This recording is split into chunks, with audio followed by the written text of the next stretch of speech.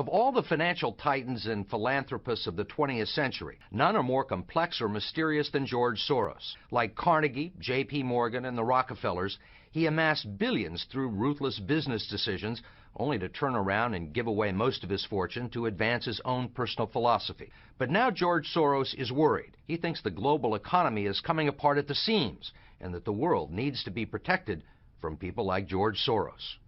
We may now think that everything is fine, but the fact is that the system is broke and it needs fixing. What you're doing is asking some form of regulation to protect the world against you.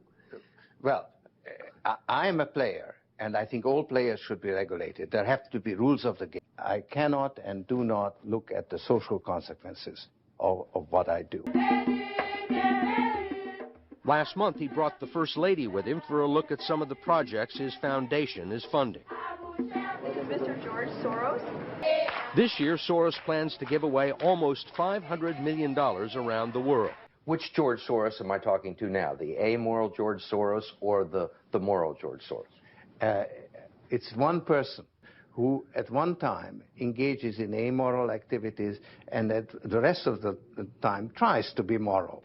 Part of the reason he is so rich is that the Soros hedge funds operate offshore in the Netherlands Antilles to avoid scrutiny by the Securities and Exchange Commission.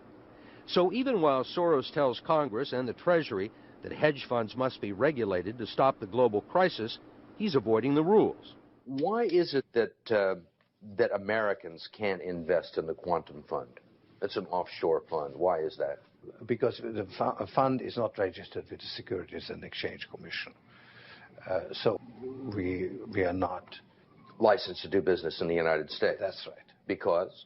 Because we are not registered with the Securities and Exchange Commission. Because we find it more convenient to operate without it. So in some ways it's to escape regulation. Yeah, that's right.